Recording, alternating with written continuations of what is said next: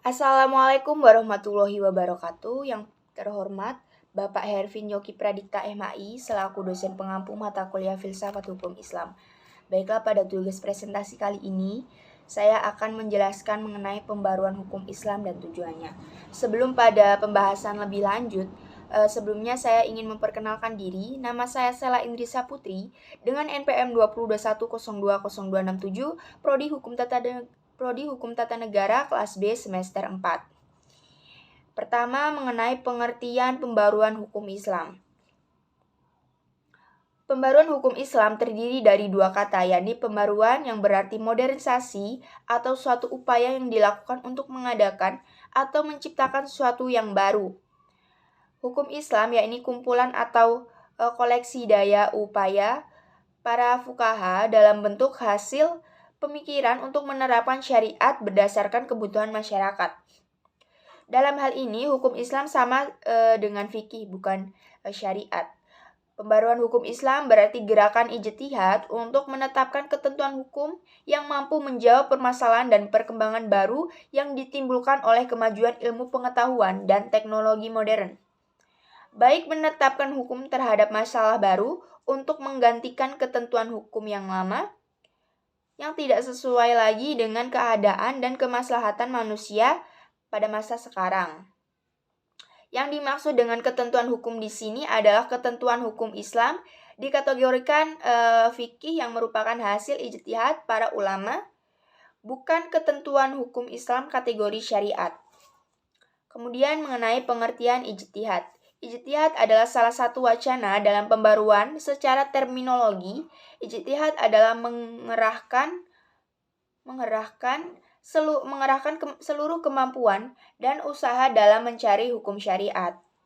Di mana kata ijtihad hanya digunakan pada usaha yang memerlukan pengerahan tenaga semaksimal mungkin dan sebuah tujuan. Pembaruan juga dapat dilakukan dengan usaha-usaha pentahkikan. Dengan usaha pentahkikan ini akan terlihat keaslian dan kemurnian ajaran Islam. Cara ini lebih mudah diungkap dibandingkan dengan ijtihad. Meskipun cara ini barangkali termasuk dalam wilayah ijtihad. Dikatakan lebih mudah karena hanya mengoreksi sebuah pendapat. Akan lebih mudah bagi kita memiliki fasilitas di atas. Gerakan mendobrak taklid dan menghidupkan kembali ijtihad untuk mengembangkan hukum Islam disebut gerakan pembaruan hukum Islam. Sebab gerakan itu untuk menetapkan ketentuan hukum yang mampu menjawab permasalahan dan perkembangan baru yang ditimbulkan oleh kemajuan ilmu pengetahuan dan teknologi modern. Kemudian menetapkan ketentuan hukum yang mampu menjawab permasalahan dan perkembangan baru ini mengandung dua unsur. Yang pertama, menetapkan hukum terhadap masalah-masalah baru yang belum ada ketentuan hukumnya, seperti bayi tabung.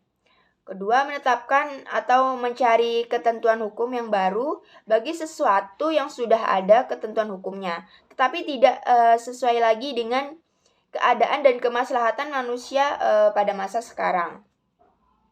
Contohnya, ijtihad ulama sekarang ini telah membolehkan perempuan menjadi pemimpin dan kepala negara.